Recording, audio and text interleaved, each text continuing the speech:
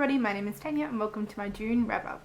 So an interesting month in June. I had planned in my June TBR videos that I was going to be participating in TBR Takedown, and I had picked out books at the challenges and I failed completely. So epic fail for TBR Takedown.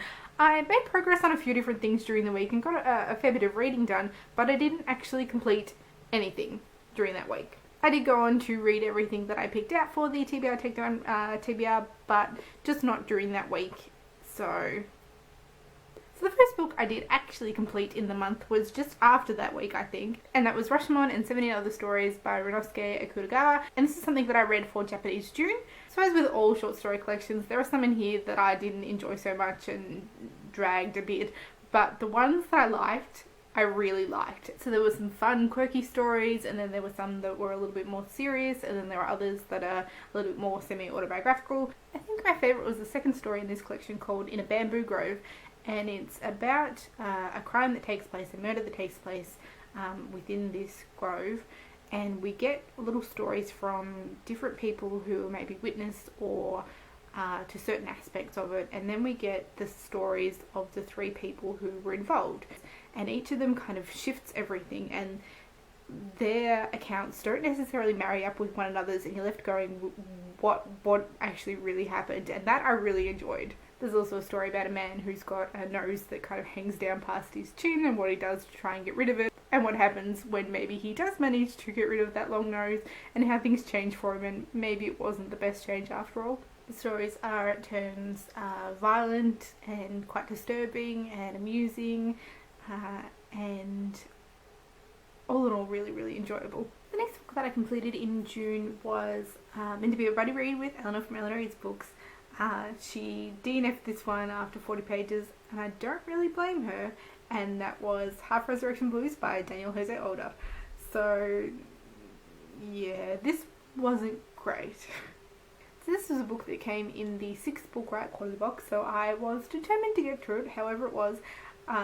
So even after Eleanor had stopped and I read the first 40 pages too and went, yeah, I can see why she stopped. I was determined and I pushed on with this one, and I just had to laugh, basically. I enjoyed the process of reading this because I was just laughing at it all the time and sending Eleanor little updates. But the book itself, I wouldn't recommend. But because it's from the quarterly box, there will be a separate wrap up of the 6th book right quarterly box that will be coming very shortly, and I will talk a bit more about it in that. But this is definitely my least favourite of the quarterly box that I've received so far, and I won't be continuing on with this series. The next book I read, however, was excellent, and that was Being Mortal by Atul Gawande, and this was the last book from the book right quarterly boxes that I had to read. This is the second book that I received in the 6th box, and so that completed that box and got me all up to date before the 7th box arrived. It has since arrived, but I completed these first, so hallelujah. So as I said, I have filmed a wrap up of the 6th book right quarterly box, talking a little bit more in depth about Half Resurrection Blues and about this one that I just have to get around to editing, and will go up at some point in time. But this one was fantastic. This is a non-fiction book written by Dr. Atul Gawande, and examines aging and death and terminal illness and death, and really fantastic, really important, and I would highly recommend it. The next book that I completed for the month was The Fox by Sherwood Smith, which is the second book in the Inda series, and it is fantastic. So it took me a while to get through this one, understandably. I read about the first half, I think, during the first week of the month during TBR Takedown, and got to the end of the first part, and really enjoyed that. But then I kind of stalled again and started picking up other things, and it took me another week to get back to finishing this. Then I kind of flew through the second half, and the way that this ends, I so want to know what happens next, because oh my goodness. Really enjoyed this one, and definitely am looking forward to continuing on with the series. I'm not going to say too much about this one plot-wise because it will spoil things that happen in Inda, but it is an kind of epic fantasy series that I'm sure you've heard of and is really good.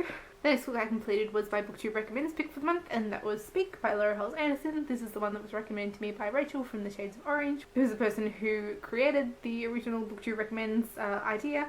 So I was really pleased to get to this one. As with all my BookTube Recommends books, there will be an individual review video about this one coming soon, but I really did enjoy this one. Speak is a YA novel that follows the character of Melinda as she starts her freshman year of high school, and something that happens to her before that year happens, and how that has an ongoing effect to how she is treated by her peers and just words. So I will be trying to gather my thoughts and to film that video soon, but basically I really did enjoy it, and it brings me back to high school, not because anything as horrible as what has happened to Melinda happened to me, but the social exclusion side of things. Yeah, high school is a horrible place. Next up, I finished my Agatha Christie for the month, and that was The Moving Finger.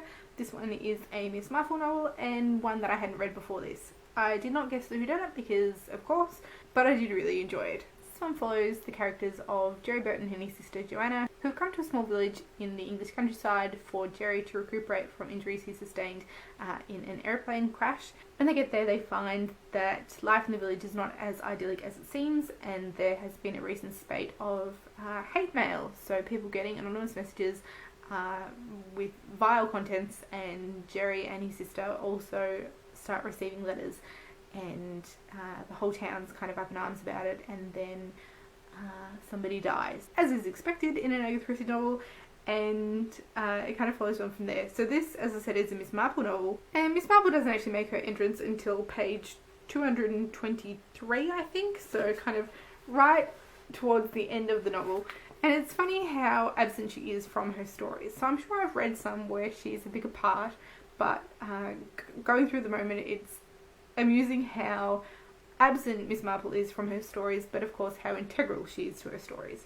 This one also I found really interesting in that it's being narrated by Jerry, and he makes all these comments about you know, how something should have made him realise, or you know, that would be significant later, and real kind of clues to say, well, there was something significant in that conversation that should have made you see. And even with all those prompts going through, I had no idea.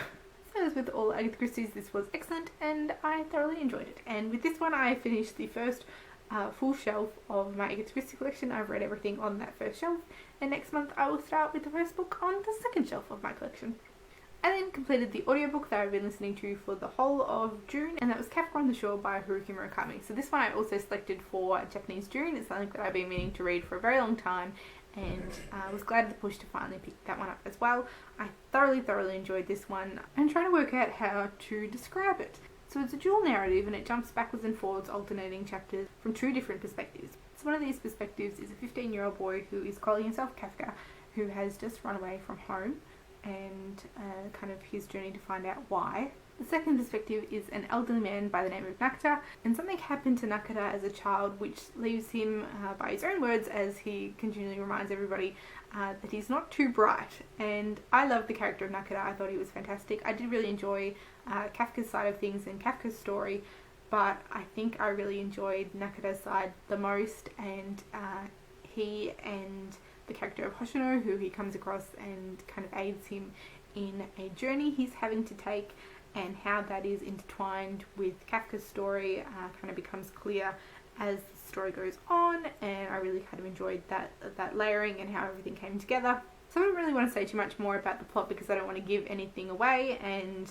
it's kind of a slow reveal about a lot of stuff, and I don't want to talk about anything and accidentally spoil things that happen later. So I'm going to leave it there, but I really enjoyed this one, and I'm really pleased that I finally listened to it. And after that I read Tamara by Naomi Novik, which is a book that I read with Yamini from The Skeptical Reader and Nicole from Dorker Brain. They had organised a buddy read for the end of the month, and I jumped in on that because this book has been sitting on my shelf for years. I did really enjoy it. It wasn't kind of, it didn't blow me away, but it was a lot of fun. So as I said before, the premise behind this one is fantastic. It's set during the Napoleonic Wars, but there are dragons, and that's basically all I needed to know when looking at this. So this follows the character of Will Lawrence, who is a captain on a navy ship, and at the start of the story they have captured a French vessel, and in that French ship they find a dragon egg that is soon to hatch. Dragons in this world are used for aerial combat, and when they hatch they need to be harnessed in order to make a connection with a human rider. If they're not harnessed immediately on hatching, then they become wild, as it were, and so they're not useful for His Majesty's cause.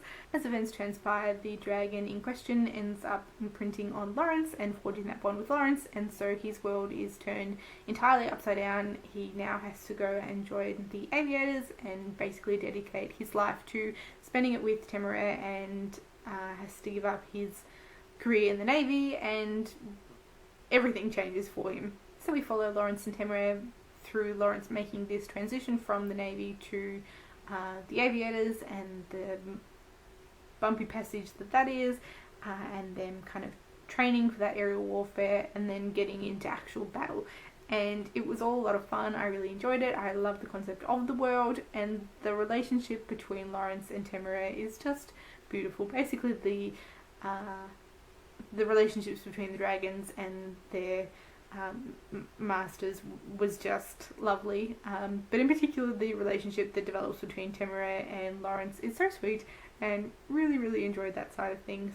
For all of this didn't wow me, I'm definitely intrigued to continue on with the series. I just don't know whether it will happen anytime soon, because there are all the things that I want to read. So I'm so pleased to have finally read this, and yeah, we'll definitely continue on at some point in the future. I did read a little bit more in the month, but that was covered in Read-Along, which I'm going to film a wrap-up video of after this one, so that video will be coming shortly. So I'll leave it here for now, but these were the books that I completed to this point in the month, and I'm really happy with that. So if you read any of these ones or have any questions about these, do let me know down in the comments. As always, thank you all for watching, and I will see you next time. Bye!